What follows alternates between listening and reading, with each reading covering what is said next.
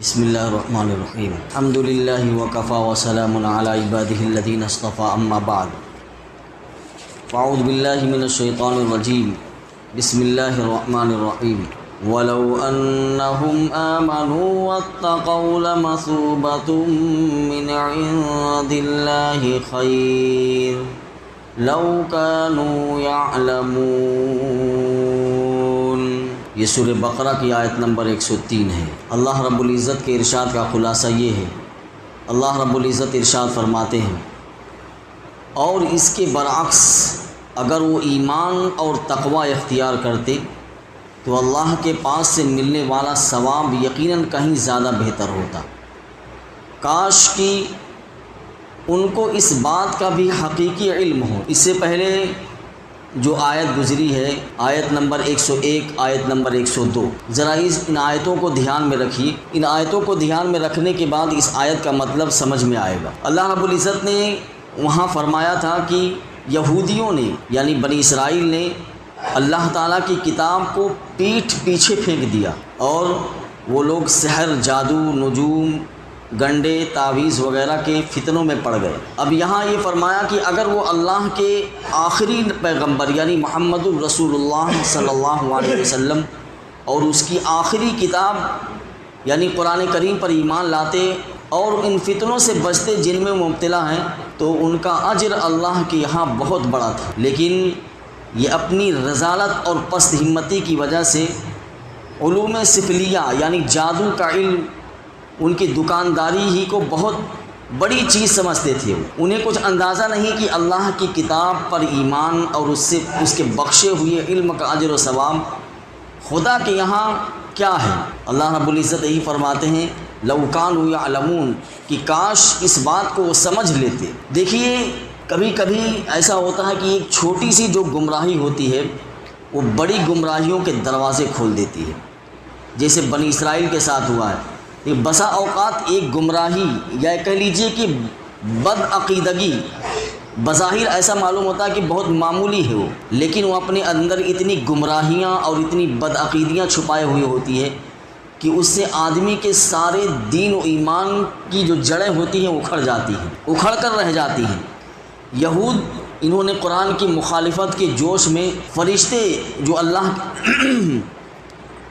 کے نزدیک بہت معزز اور محترم ہیں یعنی حضرت جبریل علیہ السلام، تو قرآن کی مخالفت کے جوش میں حضرت جبریل علیہ السلام کے بھی مخالف بن گئے اور اس چیز کو انہوں نے ایک معمولی چیز سمجھا۔ قرآن نے جب اس کے مضمرات کو واضح کیا تو معلوم ہوا کہ جبریل کی مخالفت جو ہے تنہا جبریل ہی کی نہیں مخالفت ہے، بلکہ یہ تو خود اللہ تعالیٰ کی بھی مخالفت ہے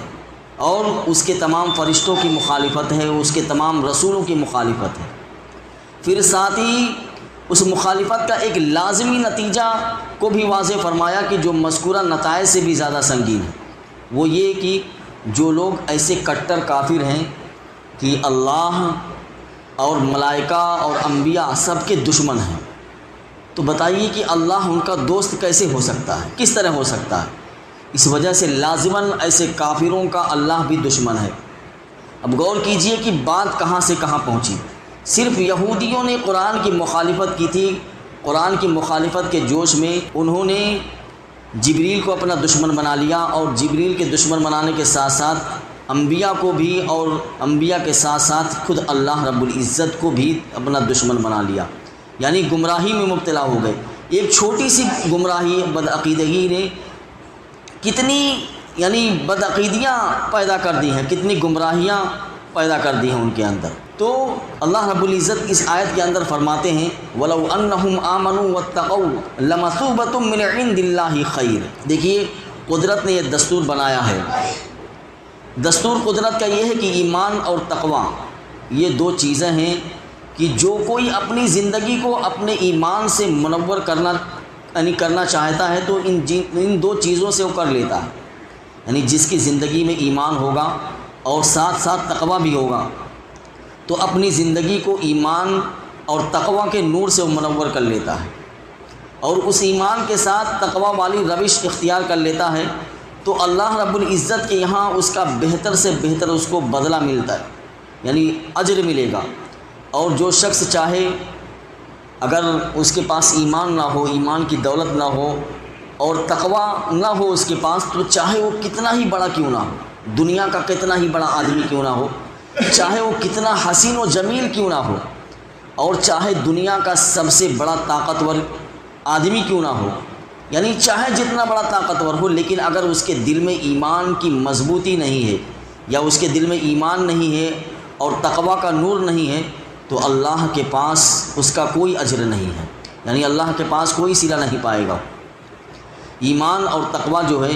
ان کی اہمیت ان آیات قرآنیہ سے بھی ہوتی ہے جو اللہ رب العزت نے مختلف آیتوں میں بیان کیا ہے، جن آیات میں ایمان اور تقوی کا ایک ساتھ اللہ رب العزت نے ذکر کیا ہے۔ دیکھیے سورہ آل عمران جو ہے اس کے بعد آ رہی ہے، سورہ آل عمران کی آیت نمبر غالباً جو ہے 179 ہے، اس میں اللہ رب العزت ارشاد فرماتے ہیں وَإِن تُؤْمِنُوا وَتَتَّقُوا فَلَكُمْ أَجْرٌ عَظِيمٌ، یہ اگر تم ایمان لے آئے اور تقوی اختیار کیا تو پھر تم کو اللہ کے یہاں جو ہے اجر عظیم ہے تمہارے لیے۔ اور اہل کتاب کو بھی اللہ رب العزت نے دستور بتا دیا، یعنی یہودیوں کو اور بنی اسرائیل کو جو اللہ کی کتاب پر ایمان لاتے تھے، وہ جن کے پاس کتاب تھی، تو اہل کتاب کو بھی اللہ رب العزت نے دستور دیا تھا کہ وَلَوْ أَنَّ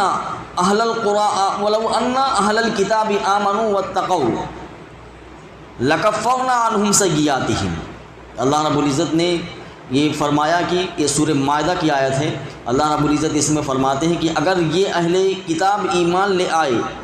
یا ایمان لے آتے اور تقوی اختیار کرتے تو ہم ان کی برائیاں ضرور معاف۔ اور سورہ اعراف کی آیت نمبر 96 میں ایمان اور تقوی کی تاثیر اللہ رب العزت نے یوں بیان کی ہے کہ وَلَوْ أَنَّ أَهْلَ الْقُرَىٰ آمَنُوا وَاتَّقَوْا لَفَتَحْنَا عَلَيْهِمْ بَرَكَاتٍ مِّنَ السَّمَاءِ وَالْأَرْضِ،